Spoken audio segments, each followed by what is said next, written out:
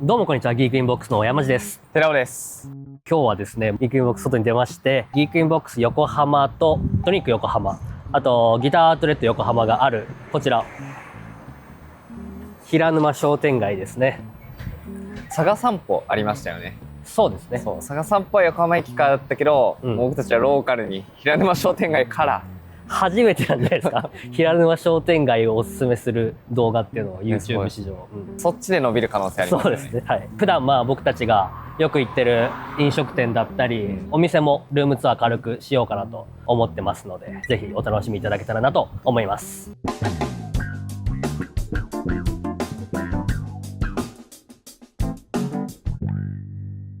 まずここが平沼1丁目の交差点がそこにありまして、ここの平沼商店街に入っていくと僕らのストリートがあるんですけど、そこに入る前によく並んでるのがあそこの角平という蕎麦屋さんですね。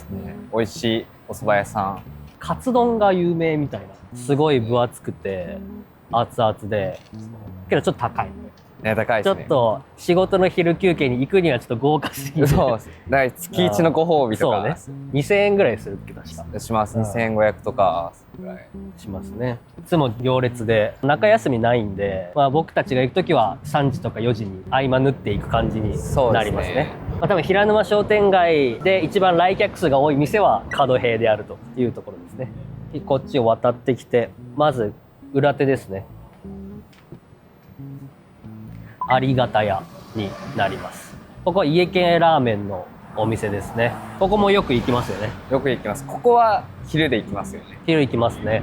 仕事終わりとか。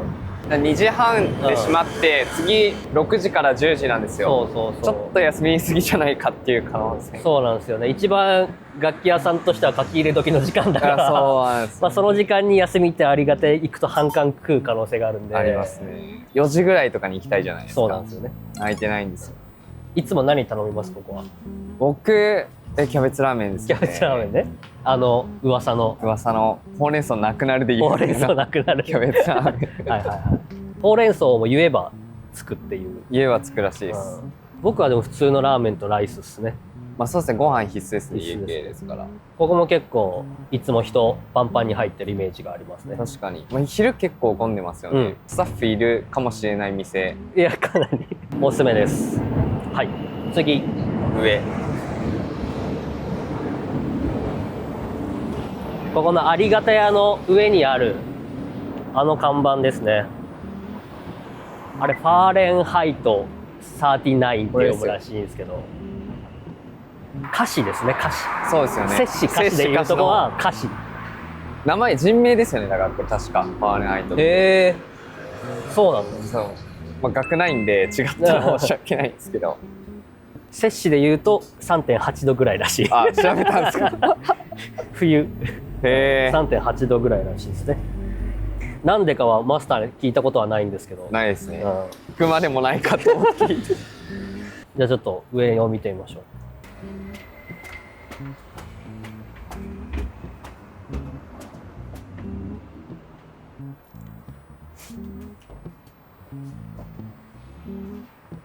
やってないですね。やってないですね。5時からやってます。バーにしては始まるの早いんじゃないですか。わかんないけど。こんなもん。フ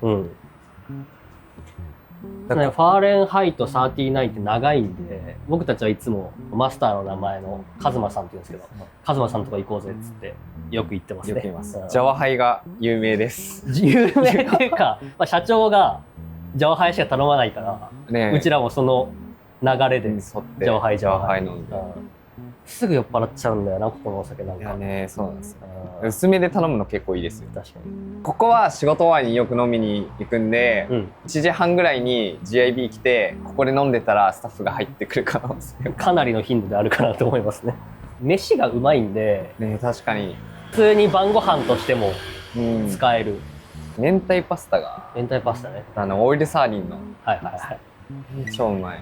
いつも頼むのはなんだ？ささみ、いぶりがっこ。絶対頼むのってもうその2つぐらいじゃないですか。合鴨肉のローストとか頼んでるイメージあるっていう感じです。飯もお酒も美味しいので。で、バーの中に初音ミクとかジ・アルフィーとか仮面ライダーとかオタカルチャーみたいな、オタクなマスターがやってるんで、そこもなんか面白いと思いますね。よく飲んでるとマスターがテレビでガンダム見てるっていうイメージそうなんがですか見てるっけ、見てるらしいですね、なんでそういった趣味合う方もぜひ次行きましょう。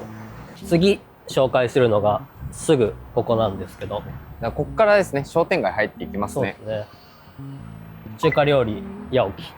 八起です。八起です。ここが。ここもかなりうちのスタッフ昼ご飯として使ってますね。あれ日替わりのメニューがあるんですよ。それをまあみんな食います。大体入ったらね、日替わりかどうか聞かれて、日替わりでって言ったらパッと出てくる。うちのスタッフに顔パスで日替わり出てくる人いるらしいですよ。社長は入ったらいつもので味噌ラーメンの麺半分が出てくるらしい。何も言わずとも。二日酔いなんでしょうね多分。で夜も飲み行きますよね。夜は喫煙も可なのでありがたいお店ですね。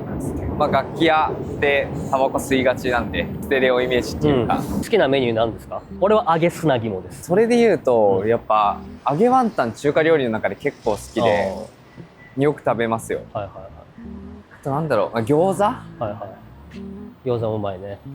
今カメラ持ってる若槻店長はいつも春巻きを入って秒で10本頼んでますね。春巻きとピータン。春巻きうまいですよね。春巻きうまい。熱々のっていうお店です。おじちゃんもおばちゃんもいい人で。いい人ですね。いいお店です。で次ですね。八起から歩いて10歩。アスティハウスとここがギークインボックス横浜店になります。あります。看板あるから分かりやすいですね。最近アップデートしたじゃないですか。看板大きくて。ここの建物の3階4階がギークインボックス横浜になりますね。せっかくなのでちょっとちらっと入ってみますか。行きましょ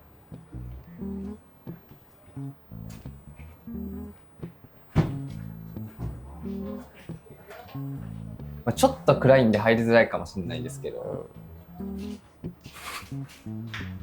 でも全然ウェルカムっていうか、特に来店だったら予約も必要ないのでさらっと入ってもらえたらと思い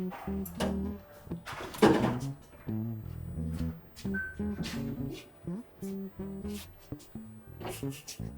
今上がってます。画面越しじゃ分かんないと思うんですけど、確実に3階にこちらです。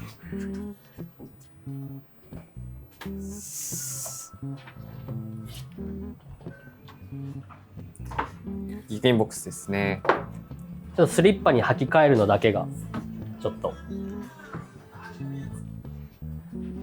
お入りください。3階です。多いな、こう見ると。今日多いですね。もりもりですね。なんか最近多いですよね。最近多い。2週間前ぐらいから楽器おーってなってる。めちゃある。スペース足りてないですね。いや本当にこんな店なかなか見ないんですよね。置いてある。ちょっと。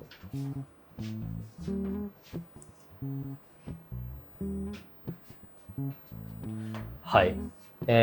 まあこのフロアは、3階4階で分けているので、4階がハイエンドヴィンテージ海外輸入系を置いていて、3階がその他という感じになるかなと思います。価格帯的には一番安い3万円ぐらいから50万円ぐらいまでですかね、になると思います。あと日本製も基本的にはそうですね。最近だと翼がですね、新しくずらっと入りましたね。かっこいい。どれ一番好きですか？青の5弦です。5弦ね。でもこれ色かっこいいですね。黒の翼とかやっぱかっこいいなと思います、いやそうそうそう。この黒のビッグガードで黒マッチングヘッドで、でレリックなしなんですよこれ。本当だ。なんかこれかっこいいんですよね。僕のオーダーなんですけど。はい。そうですか。かっこいいよね普通に。かっこいいですよ。かっこいい。真っ黒で結構ね好きですね。杉ある。これ杉ヘッドちっちゃいんですよこれだけ。なんか10本ぐらいしかないんですって。そうでしたよね。10本ぐらいみたいなことですか。杉、初めて見ました。ヘッドちっちゃい杉。でしかもセットネックっていうね。本当だ。なんで結構スペックとしてはレアなレアですになります。かっこいい。所狭しと、ベースが置いてあるフロアになりますね。最近変わったところで言うと、なんか、ね、かっこいいっすよね。お店っぽくなりました。これかっこいいです。欲しい。こんなん何本あってもいいですか？これはね、うちの店長の若月がリサイクルショップ的なところで見つけたようで、これ欲しいって聞かれて、欲しいですって言って、その日に運んで買ってきてもらったっていうものですね。これあるだけでなんか一気に本当に店感、店感ありますよ。こういう風に店感出してんだな、他って。そうなんですよ。これいっぱい欲しいですよね。あと2個ぐらいあって。こういうのをマジ道のど真ん中に置けるぐらい広い店になりたいです。そうですね。マジでデザインのためだけにそこに置いてあるみたいな。このベース量とこの広さじゃちょっとまだね、無理だね。という感じが3階になります。じゃあ次4階に行ってみましょう。はい。3階から4階に行くのもエレベーターでお願いします。毛穴ケアして。この日のためにね。この日のため。ここが4階です。またちょっと雰囲気変わって。お願いします。ここが4階 GIB ラウンジですね。俺たちの庭。基本的には寺尾がここを管理してくれてます。かっこいい竿いっぱいあるんですよ。3階と違ってまたもう少しすっきりとして展示感があるというか、高級感ありますね。じゃあちょっと中入っていただいて、どんな感じの展示をしてるんですか、4階は。楽器の距離と距離ですよね。ちょっと広めにして、一本一本ある程度見えるように。でもちょっと最近数増えてきちゃって、こっちも。もうちょい狭く置かないとななんて思ったりするんですけど。とか、ね、いろいろあります。ヴィンテージはヴィンテージでまとまってたり、奥にあれですね、PRS とかありますね。ケンスミスとか、そういう系、フォデラとかあって、こっちにちょこっと日本製のハイエンド系とか、小モデルとかはこっちに置いてますね。サイティアス。これかっこいいですよね。それかっこいいね。ハワイアンコア。かなりスペシャルな。いや、これ音いいんですよ、ね。いや、そうなんですよね。見た目がいいからじゃなくて、音いいんですよね。おすすめできるのが。そうなんです。かっこいい。やばい。とか。他なんかおすすめのやつありますか？おすすめですか？はい。ちょっとまだ出てないんですけど、はい、1965年のレイクプラシッドブルーのジャズベース入ってきて、で多分フルオリジナルなんですよ。多分動画上がる頃にはもうウェブに上がってるんでわかると思うんですけど、それがねかなり良さそう。音良かったです。なるほど。それおすすめですね。あとは自社で入れてる系のやつも個人的には結構好きなの多いんですよね。ウルリヒとか僕すごい好きです。それいいっすよね。ドイツのブランドなんですけど、ここは開きます。そうマグネットで。これはちょっとこうなんかねアコースティックっぽいんですよね。空気感があるプレベって言おうとしてて、なんかちょっといいじゃないですか。そういうの今っぽいモダンジャズとか合いそうですね。あとこのスペクターかっこいいです。ラッカー塗装のスペクターなんですよ。ちょっとレリック入ってて、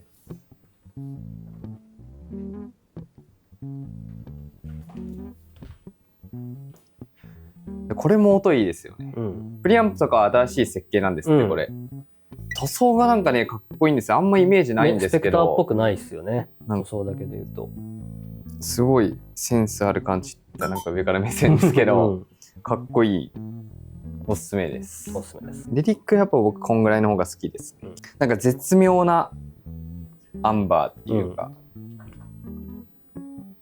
かっこいいんですよ。これぜひ多分生で見た方がかなりかっこいいと思う。62万7千円。最近入ったのだとフレッドウニョウニョくんありますね。マティソン。上から引く時ってまあネックをこっちから見るじゃないですか。なんかそんなにうねうね感感じない気がしました。普通に弾ける。でしかもなんかネックのシェイプなのか今まで弾いた6弦で一番弾きやすい気がした。へえ。なんか多分スケール短いからじゃないですか。なるほどね。33インチしかないんですよ。5弦のピッチが良すぎて、なるほどね。びっくりします。ピッチがいいっていうか音すごいクリアで、なんか結構新感覚でしたね。けどなんか弾き心地はスケール短いじゃないですか。なんかそれがすごい不思議な感覚、唯一無二な気がします。弾きやすくてびっくりした。ね、弾きやすいですよね。タッピングとかする人はもしかしたら困れる。確かにね。そういうとこだろうな。マティソンベースです。これ裏もかっこいいんですよね。見たことない感じの。一旦セットネックでくっつけてボルトンっていうね。これセンターアッシュなんですよ。へえ、本当だ。アッシュネック。カップルストとか使ってますよね。メープル、アッシュメープルで。これおもろいっすな。どれかがアッシュネックだったはずなんですよ。これかな？これですね。このカップルストアッシュネック。MTD とかやってますよね。アッシュネック。結構好きです。ここはコーヒー飲めます。言ってもらえたら出すので、飲みたい人は声かけてください。GIB ラウンジのコンセプトとしてゆったり思想してもらうというのがあるので、事前に予約いただいたら予約枠取ってもらって楽器も準備して、でコーヒー用意して、でゆっくり寺尾とお話ししながら、そうですね、ああでもないこうでもないできるというところですので、予約なくても全然入れるので、気になるものあったら全然来てもらってお待ちしております。はい。ではもう一回外出ます。次行きます。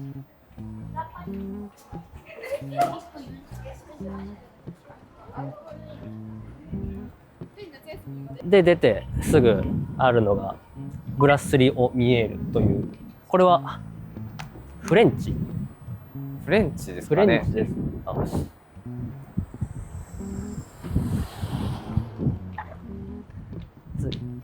フレンチのお店ですね。ブラッスリオミエール。ここのマスターは楽器やる人で、よく店にも来ますし、ベース買ったり売ったりしてくれるマスターですね。よく飲みます、っていうお店ですね。で次隣がマグノリアになります。鹿が目印で忘年会やったところですね。そうですね。何人集まりましたっけ結局？集まったのは40人ぐらいじゃない？そう。だからここに40人集まって、いや楽しかったですね。パンパンにね、中にね。いやここもね美味しい。なんか無理言って忘年会メニュー作ってくれみたいな感じで。あ、そうだったんだ。フォアグラ食べましたよね。フォアグラ食べたね。すごい豪華な忘年会をした記憶があります。結構思い出あります。いろんな人来ましたね。来ましたね。いろんな人。社外の人も来て、すごい楽しかったです。で上が GIB の事務所ですね。はい。事務所は入んなくていいか。入んなくていいです。入んなくていいか。ここで EC での受注の処理だったり、問い合わせ対応したりっていう感じですね。店頭にいるスタッフもいるんですけど、こっちで働いていただいてるスタッフ。はい。そういう感じです。社長の顔があるんですよ。こっちに。これ誰のアイディアなの？いやわかんないけど、ね、多分本人じゃないですか。自分好きすぎるでしょ。見えますかね？もうちょっと遠いところから。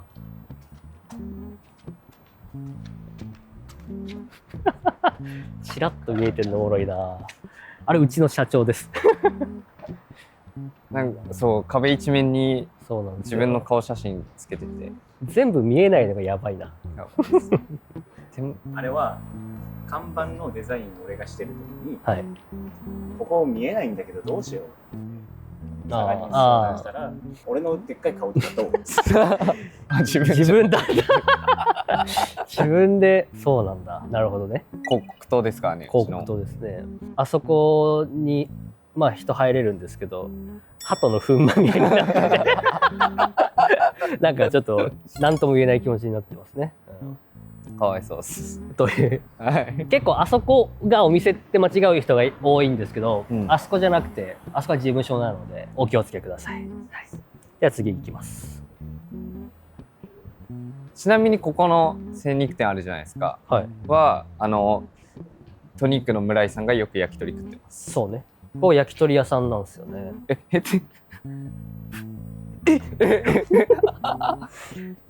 なくなりました。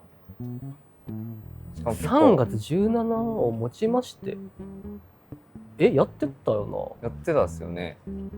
知らなかった。知らなかった。来年の3月なことないですよね。そんな計画。本当ですか？あ、だから販売してなくてなんか卸だけしてたんかな。あ、そうなんだ。あんま行かないから。焼き鳥だけ終わってて。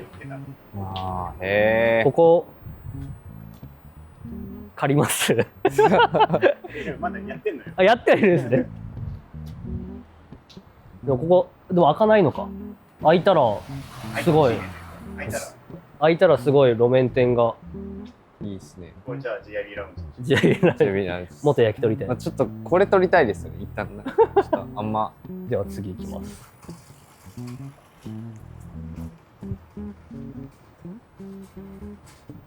商店街終盤ですか、こっちって。そうですね。結局どこから平沼商店街か僕よく分かってないんですよね。確かにね。角平のところからなんですかね。うん。でも奥にもあるもんね。あれですね。でもその商店やってないですよね。商店やってない。はい、次見えてきましたのがギターアウトレット横浜ですね。新しいお店。はい。平沼商店街のギークインボックスが最初にできた場所になります。僕が初めて来たお客さんとして来たギークインボックスはここでしたね。僕もそうですね。ここで若月さんにセットアップしてもらった記憶があります。そこ2階が今はギターアウトレット横浜というお店になっています。最初ここかってなってきた時ありえないぐらい緊張しませんでした？まさかこんなところに楽器屋があるとは思わないね。びっくりしましたよね。じゃあ入ってみましょうか。はい、その時よりは今の方が入りやすいと思いたい。うん。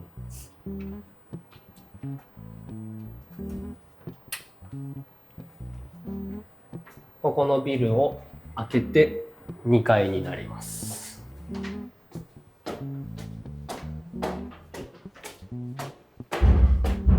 小沢のバイクを紹介しなくていい？小沢のバイクを紹介しなくていい？小沢のワイフ？これが店長のバイクですね。あ、バイクね。あ、ワイフって聞こえた。突然ここに来て小沢さんの妻紹介するのかと思って。バイクね。ここがギターアウトレット横浜、11時から19時ですね。ギークインボックス横浜より1時間閉店が早いです。その分楽器が安いです。お邪魔します。こんにちは。いいですね。さっきギークインボックス横浜はいらっしゃいます言ってくれなかったけどなんか来たって思う。ギターアウトレット横浜はあったかいな。あったかいです。あったかいですね。まあこういう感じでギターアウトレット横浜の店長の稲川です。稲川です。稲川さん。稲川です。早川です。ショートで見たことある人います？確かに。まあこのお店は訳あり品だったり長期在庫になっているものとかメーカーからの公式のアウトレット品とかを置いている場所になりますね。かなり安いらしいです。安いため値段非公開なんで、知りたかったら稲川さんに聞いてください。お店に来てください。ぜひお店か X の DM とかでも。そうですね。最大で 80% オフとかある。そんなのあるんですか？そんなあるんですか？言える安いやつあります？そうですね。まあ例えばうちの自社製品のウーフィーベーシス。この辺の楽器は定価が99,000円で GOI 価格で66,000円、33,000円引きで販売しております。演奏性とかは問題なくて、ちょっと細かい塗装に傷だったりとか、そういうちょっと外観のところで問題があるものを、アウトレット価格で販売してます。保証とかは外観以外全部ついてます。ぜひ。ありがとうございます。いいですね。だからちょっと塗装不良とかあってみたいなのが置いてあるので、演奏性に問題あるやつがあるわけではない。そうですね。基本的には。何か問題がある場合は全部大きく明記してますんで、お客様の方にももちろん説明もしますし、はい、意外とここにこういう店があるのは知らない人が多いんじゃないでしょうかと。スイングとかありますね。ギターもヘックスあるし、サイヤーとかありますね。あと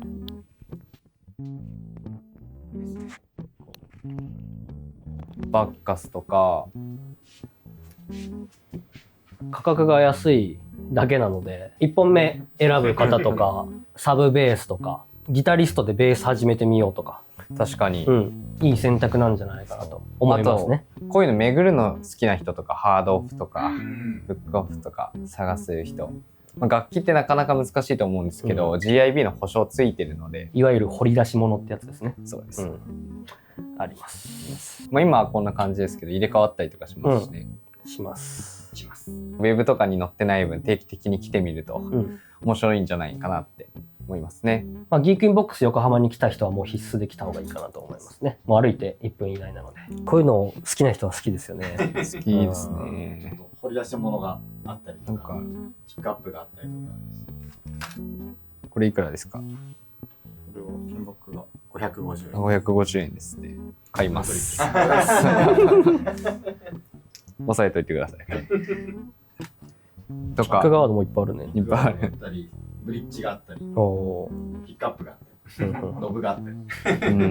この前バダスとかってバダスありましたね。こういうの楽しいですよね。ディグっていうか。880円。5弦のブリッジですね。このエフェクターボードたちもそうですね。本当1000円ぐらいから。ちゃんとパルスあるもん、しっかりしたものも。一旦来た方がいいと思いますね。いいですね。本当にすぐ来れるからサクってみて。という感じですかね。ありがとうございます。お邪魔しました。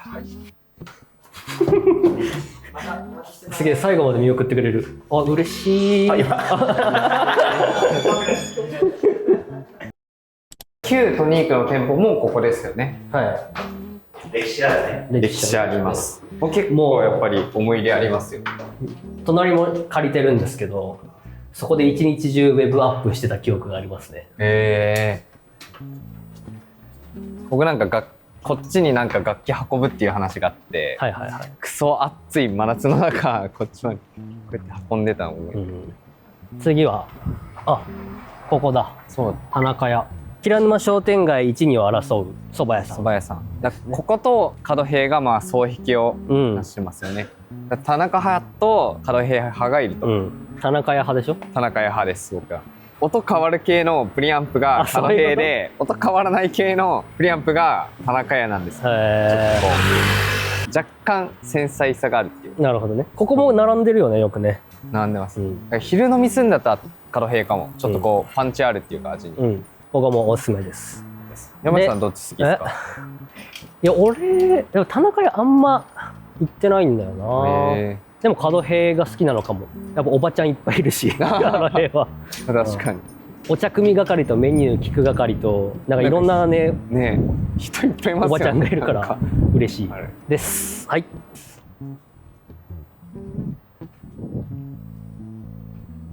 もうトニークもかなり近いです。近いですね。一瞬です。多分なんかマップかなんか出てると思うんですけど、マジで密集してますよ。結構しかも飯屋ありますね、こう思うと。ではトニーク入ります。路面店です、唯一。お邪魔します。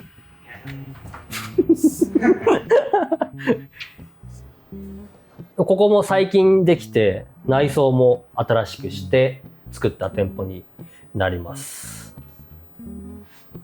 高級感あっていいですよね。壁もですね。壁かっこいいな。壁これかっこいいですね。かっこいいですね。天井高いのいいですね。確かに。あちらで店長の小沢さんが作業しております。お世話になってます。YouTube 慣れしてるね。してます。さっき言ったロレアルでギターアウトレット横浜でワンオペ楽器をしていたところからのここなので、かなり快適ですか、こっちは。おかげさまでです、ね。おかげさま謙虚あの日々と比べるとだいぶ快適あの日々。やっぱちょっと辛かったですか？もちろん。もちろん。いや、そうっすよね。あそこで一人で。ここがトニークですね。トニーク GIP の動画で出たの初めてですかね。初めてだね。B 面はあるけど。ああ、そうだから結構本数ありますね。ですね。やっぱり入ってすぐ目につくのが PRS コーナー。PRS のショップとして格が上がって扱えるモデルも増えたみたいな。コアディーラーです、ね。はいはいはい。GIP にあるグレンジャー、あれはコアのシリーズのやつ。なるほどね。グレンジャーです。全部おすすめなんですよ。PRS って本当に。はい、で、その中でもこれですね。これ今最新のやつで、はい、2026年のリミテッド200本限定生産。その3本です。で、マンゴーの木材をトップに採用してるんですよ。この3本全部ですか？そうです。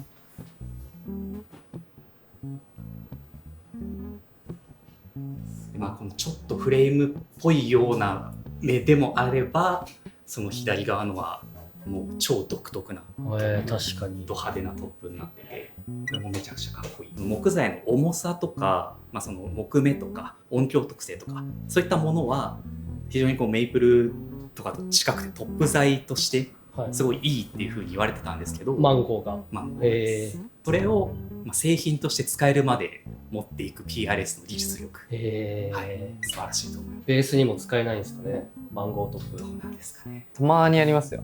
ロスコーとかありませんでした、マンゴートップ。めっちゃいいアンプがあるじゃないですか。お、トゥーロックだ。欲しい。村井が仕入れたと噂の、これいくらするんでしたっけ？セットで150万。セットで150万。いいギター何本買えるぐらい。そうですね。やっぱギターってアンプ大事じゃないですか、ベースよりも。これでシルバースカイ鳴らすと凄まじいですよ。まあ某ジョン・メイヤーみたいな。某つけなジョン・メイヤーみたいな感じですね。かっこいい。色いいですよね、色。サーフリーみたいな。ライオーダーのカラーです。あ、カラーもそうなんだ。これを聞いてもらって、なんかもうちょっと好みのはいはいはいはい。まあ物なんかちょっと変えたりとかできます。なるほど。車みたいな感じですね。そう市場みたいな。うん。色を決めてちょっとカスタムしてみたいな。良さそう。なんか楽しそうですね。ギターと違う楽しさがありそう。アンプのそのカスタムオーダーみたいな。ギブソンとか。光学ザオコーナー。光学ザオコーナーだ。ギブソンカスタムショップ。かわいい。かわいいですね。ベーシストだからさ、コメントが出てこない。いや、そうなんですよね。かわいいっつって。あんまなんかこんなに変わるもんなんですね。ね。わかんないです。バケツチックありますね。ね。これあれですよね。村井さんオーダーのやつ。そうだ。僕ね、見たんですよ動画。小沢さんの黒銀が一番いい。超かっこいいですよ。まだ見てないんだよな。発明ですねあれは。どういうこと？黒銀って。下地銀の黒トップでマルチエリック、マルチレイヤーのレリックみたいになってる。でハードウェアも銀というかクロームで統一してみたいなやつを作ったんですよ。超かっこいいっすよ。今ないんですか？5本オーダーしてもう4本売れてしまう。安いじゃん。それめちゃめちゃ嬉しいですね。ニヤニヤ。それニヤニヤ止まりませんね。平沼商店街で今足りないお店。ドラッグストアと丸亀製麺ですよね。私うどんはないね。松の屋とか。あとマックとかね。マックとか。まず戸部駅周辺が24時間やってるファストフード的なのがない。ないですね。いやぐらい。そうですね。丸亀とバーキンは欲しいんですよやっぱ。その確かにバーキンだったら、横浜駅か桜木町行くかしかないし、空き地は増えてくんだけどどんどんパーキングエリアになっていくからこの前なんか壊して建ててんなって思ったら駐車場になってましたもんね。隣この道に2つもいらないと思うんですけど、パーキングエリアの運用方法って気になるよね。土地代がまずここだから別に割と高いじゃん。いくらするのか知らないですけど、自販機で稼ぐみたいなのと同じ理論のあれかだと思ってるんですけど、儲けになるまでめっちゃ時間かかりそうと思って。あだったら途中って今のお金にした方がいいんじゃない。稼げても1日2万とかパーキングだったら分かんないです。それでね5000万以上とかの土地をペイするのは、フェンダーのフラッグシップ東京みたいなビル建ててほしいですよね。6階建てみたいな。でテナント募集して。この前そのショッピングモール行ったりとか、あと韓国でその路面の店行ったりとかした時に、店ありきで建てられてる建物っていいなって思ったんですよ。はいはいはい、はい、言いたいこと。なんかうちってなんとか改装してるじゃないですか。あれでしょ、表参道的なイメージ。あ、そうですそうです。建物自体がそのお店のために建てられてる建物があって、あれなんかいいなって思うんですよね。それやりたいんですよ。でもあれをやってる店がどこもかしこもハイブランドってことはそういうことですよね。いやでも普通に森さんのなんかそれ雑貨屋とかでもそもそも外装がおしゃれみたいな、あれ結構俺お店をやる上で夢かもしれないです。トニークとかそれ系よね。今までのギークインボックスと比べたら。そうですね。の中ではで外からも見えるし、ギークインボックス入りづらいもんね。入りづらいんですよね。一旦扉全部ぶち壊してみます。